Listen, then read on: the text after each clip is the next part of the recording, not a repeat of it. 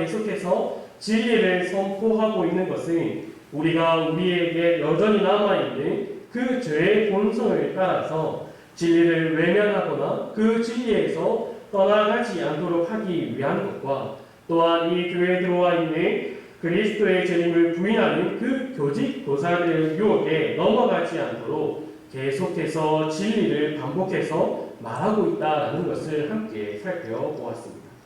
이어지는 16절에서 21절에서는 자신이 반복해서 말하고 있는 이 진리가 참된 이유에 대해서 말해주고 있습니다. 여러분 다 함께 16절에서 18절 한번 다 같이 읽어보도록 하겠습니다. 시작. 우리 주 예수 그리스도의 능력과 강림하심을 너희에게 알게 한 것이 교모이 만든 이야기를 따른 것이 아니오. 우리는 그의 크신 위엄을 친히 본 자라. 지극히 큰 영광 중에 이러한 소리가 그에게 나기를 이는 내 사랑하는 아들이요 내 기뻐하는 자라 하실 때에 그가 하나님 아버지께 존귀와 영광을 받으셨느니라. 이 소리는 우리가 그와 함께 거룩한 산에 있을 때에 하늘로부터 난 것을 들은 것이라. 아멘. 자신이 전하고 있는 이 복음, 그 예수 그리스도의 능력과 강림에 대한 그 약속은 거짓된 것이 아니라 참된 것이다라는 그 근거가 바로 베드로 자신이 경험했다라는 것입니다. 자신의 어떠한 경험을 지금 말하고 있습니까? 우리가 잘 알고 있는 이 변화산 사건에 대해서 그가 말하고 있습니다. 베드로는 예수님과 함께하면서 많은 일들을 경험했습니다. 하지만 그 중에서도 예수님께서 죽으시기 전에 변화산에서 미리 보이신 그 영광의 광채를 말하고 있는 것이죠. 이것은 베드로만 본 것이 아닙니다. 예수님께서 그 베드로와 또한 야고보와 요한도 함께 데리고 와서 그들이 함께 보았습니다. 예수님께서는 이 세 제자들과 산을 내려올 때에 그 제자들에게 인자가 죽고 다시 살아나기 전까지 지금 본 것을 아무에게도 말하지 말라라고 명령하셨습니다. 베드로는 이러한 자신의 경험을 통하여서 복음의 이 진리는 참된 것이며 그리스도께서 다시 오실 것이다라는 것을 증언하고 있는 것이죠. 하지만 어떠한 이들은 이 베드로의 말에 토를 달 수 있었습니다. 그건 너의 경험이 아니냐, 그럴듯하게 지어낸 것일 수 있지 않느냐, 이런 식으로 토를 달 수 있다는 거죠. 베드로는 그래서 자신의 그 경험, 체험이 어디에서부터 나오고 시작되는가에 대해서 이어서 말하고 있습니다. 우리 함께 19절을 한번 읽어보도록 하겠습니다. 시작. 또 우리에게는 더 확실한 예언이 있어 어두운 데를 비추는 등불과 같으니 날이 새어 새별이 너희 마음에 떠오르기까지 너희가 이것을 주의하는 것이 옳으니라. 아멘. 자신의 경험보다 더 확실한 것이 있다라고 말을 하고 있습니다. 그것이 무엇이라고 말합니까? 그렇죠. 확실한 예언이라고 말하고 있습니다. 우리가 이 예언이라고 말을 할 때 단순하게 미래에 일어날 어떠한 것이라고 생각을 한다면 이 예언이 가지고 있는 의미를 축소시키게 됩니다. 예언은 단순히 미래의 일이나 시간적으로 보아서는 안 됩니다. 예언은 하나님의 계획과 또한 하나님의 일하심, 그리고 하나님께서 이전에 약속하신 것이 지금 이루어지고 있음을 말하는 것을 우리가 이것을 주의 깊게 살펴보아야 하는 것이고, 즉 과거, 현재, 미래를 모두 포함하는 것이 바로 예언입니다. 베드로는 이 예언을 어떻게 표현하고 있습니까? 어두운 데를 비추는 등불과 같으니라고 말하고 있습니다. 우리는 가끔 오해할 경우가 있습니다. 우리가 등불을 가지고 어두운 데에 가서 그것을 찾는다고 생각을 하지만 그렇지 않습니다. 우리가 어두운 가운데 있었고 동시에 맹인이었습니다. 그러한 우리의 눈을 뜨게 하셔서 어두운 가운데서 빛을 내고 있는 그 등불을 보게 해주시는 것이요, 우리에게 빛이 있는 것이 아님을 우리는 알아야 합니다. 이 빛이 무엇인가에 대해 베드로는 이어서 말하고 있습니다. 함께 20절에서 21절을 한번 읽어보도록 하겠습니다. 시작. 먼저 알 것은 성경의 모든 예언은 사사의 풀 것이 아니니 예언은 언제든지 사람의 뜻으로 낸 것이 아니요 오직 성령의 감동하심을 받은 사람들이 하나님께 받아 말한 것이니라. 우리가 방금 읽은 이 20절은 교황주의자들이 참 좋아하는 구절입니다. 그들은 이 구절을 통하여서 개개인이 하는 그 사사로운 해석은 아무것도 믿을 만한 것이 없다라고 말하고 있습니다. 또한 개인이 이 성경을 보아서는 안 된다라고도 말을 하죠. 하지만 개인이 이 교황이 이 성경을 잘못 해석하더라도 많은 이들이 그것을 묵인하고 따르는 이중적인 그 잘못을 범하고 있습니다. 베드로는 이 20절 통하여서 개인이 혼자서 성경을 읽고 해석해서는 안 된다라는 것을 말하는 것이 아닙니다. 그가 이렇게 말하는 이유는 21절의 그 첫 부분을 강조하기 위해서입니다. 예언은 언제든지 사람의 뜻으로 낸 것이 아니오. 바로 여기에 집중을 하고 있는 거죠. 사람의 뜻으로 낸 것이 아니니 사람의 뜻으로, 사람의 생각으로 이것을 간단하게, 아주 단순하게 해석해서는 안 된다라는 것을 말하고 있습니다. 자신의 사사로운 생각의 힘을 또 더하기 위하여서 그 하나님의 말씀을 끌어들이는 일을 해서는 안 된다라는 것을 말해주고 있는 것이죠. 베드로는 확실한 이 예언과 하나님의 말씀은 성령의 감동하심을 받아서 기록되었다라는 것을 분명하게 말하고 있습니다. 그래서 성경은 자기 자신의 뜻으로 혹은 자신의 판단에 따라서 꾸며낸 이야기가 아니며 참된 것이며 반드시 이루어질 것임을 증언하고 있습니다. 그래서 우리가 하나님의 말씀을 깨닫기 위하여서는 그 사람의 뜻으로 해석하는 것이 아니라 그 성령의 조명하심이 반드시 필요합니다. 저는 고백하자면 이것을 깨달은 지 불과 얼마 되지 않았습니다. 신대원에서 설교 실습이라는 과목이 있습니다. 그 과목에서 어떠한 것이 좋은 설교냐, 그렇지 않은 설교냐, 이러한 기준이 얼만큼 본문의 의미를 잘 드러내는가, 아니면 적절한 예언을 제시했는가, 문법적으로 깊은 해석을 했는가, 학문적인 깊이가 있는가, 신학자들의 글을 많이 인용했는가, 혹은 짙은 호소를 인하여서 성도들의 마음에 그 신금을 올렸는가, 이러한 것을 두고 종사들끼리 좋은 설교다, 좋지 않은 설교다, 이러한 이야기를 했습니다. 단지 사람의 생각으로 이 하나님의 말씀을 얼만큼 해석하느냐, 이것이 좋은 설교의 판가름이다라고 말을 했습니다. 오늘 말씀에는 이것을 정확히 지적하고 있는 것이죠. 말씀이 사람의 생각으로만 남들에게 잘 보이기 위하여서 풀거나 사용해서는 안 된다라는 것을 말해주고 있습니다. 그렇다면 성령님께서 말씀을 깨닫게 해주심을 통해 우리는 무엇을 이루어 가야 합니까? 그 성령 하나님께서 우리에게 그 하나님의 말씀을 깨닫게 해주신다고 하는데 우리가 그 깨달은 말씀을 가지고 어떻게 살아가야 하고 또한 무엇을 이루어 가야 하는가에 대해서 베드로는 말해주고 있습니다. 우리가 앞서 살펴보았던 이 8절에서 그것을 말해주고 있습니다. 8절을 제가 봉독하도록 하겠습니다. 이런 것이 너희에게 있어 축적한즉 너희로 우리 주 예수 그리스도를 알기에 게으르지 않고 열매 없는 자가 되지 않게 하려노라. 그리고 10절에서도 이렇게 말을 하고 있습니다. 그러므로 형제들아 더욱 힘써 너희 부르심과 택하심을 굳게 하라. 너희가 이것을 행한즉 언제든지 실족하지 아니하리라. 말씀을 깨닫고 나서 주위 사람에게 달려가서 야, 이 말씀이 이런 뜻을 가지고 있다고 하는데 얼마나 신기하지 않냐? 이런 데서 그치는 것이 아니라 그리스도를 더 알아가고 내가 하나님을 찾은 것이 아니라 하나님께서 나를 택하시고 부르셨다라는 그 은혜를 더 굳게 해야 합니다. 우리 한번 사도행전으로 한번 가볼까요? 우리가 새벽 기도회 때 살펴보고 있는 이 사도행전에서 정말 놀라운 많은 것들을 알려주고 있습니다.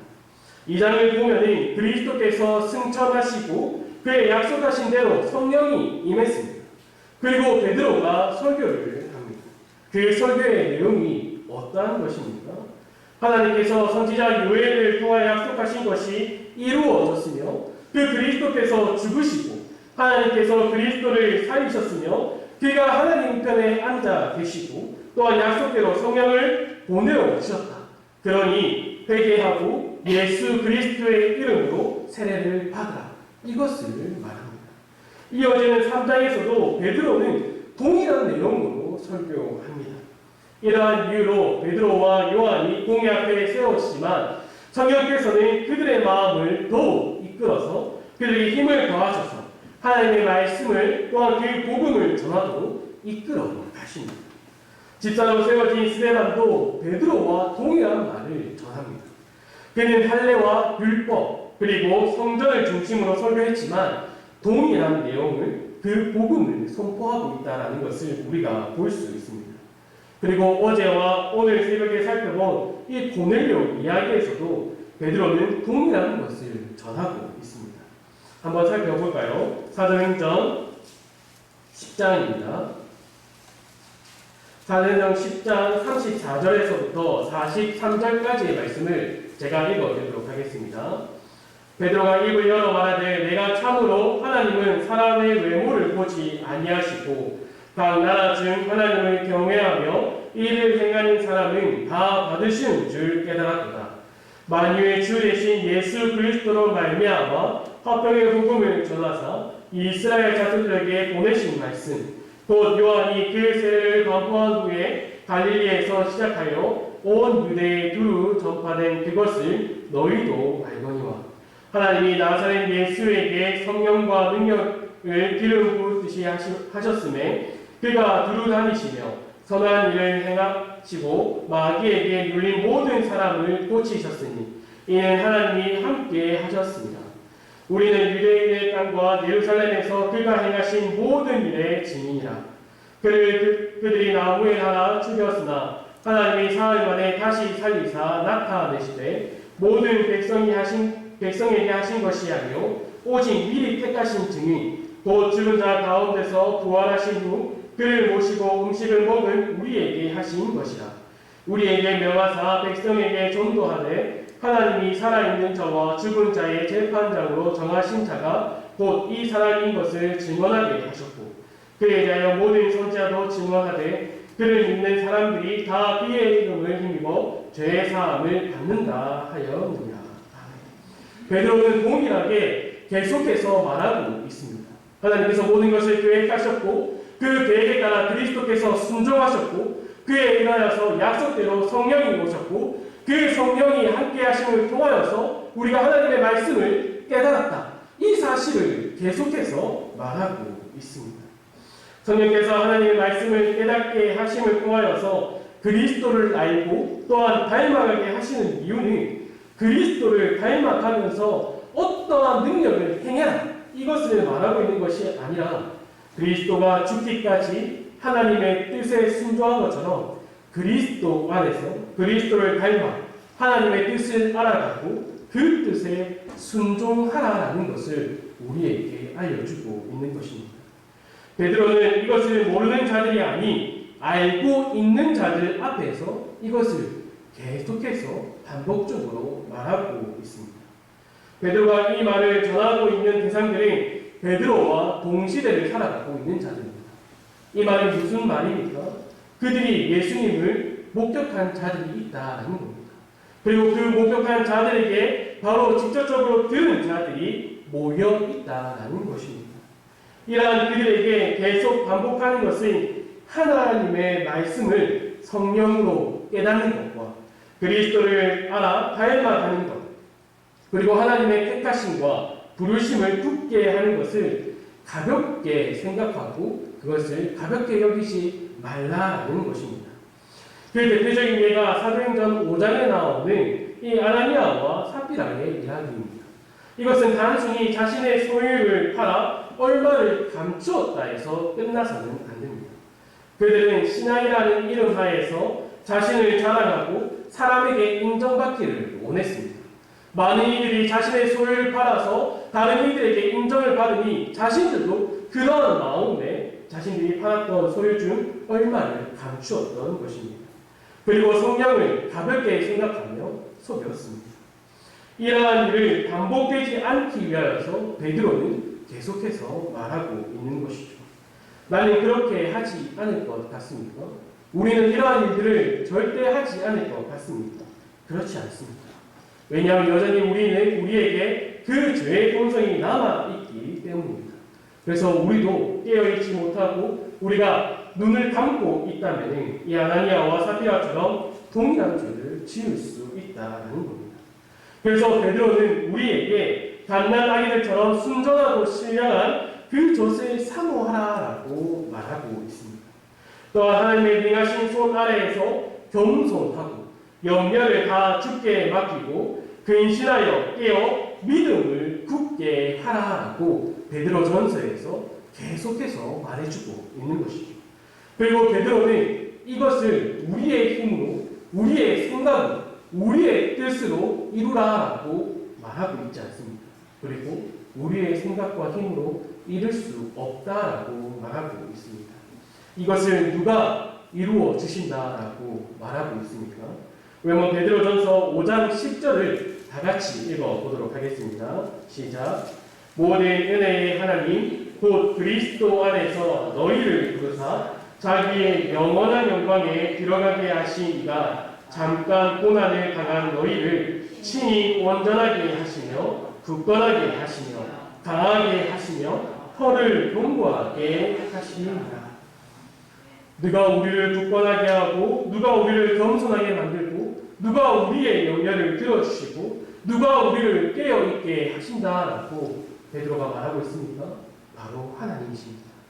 하나님께서 우리를 부르시고 우리를 택하심에도 불구하고 우리를 놔두고 우리 보고 그저 살아가라고 말하지 않고 우리를 끝까지 인도하신다라는 겁니다.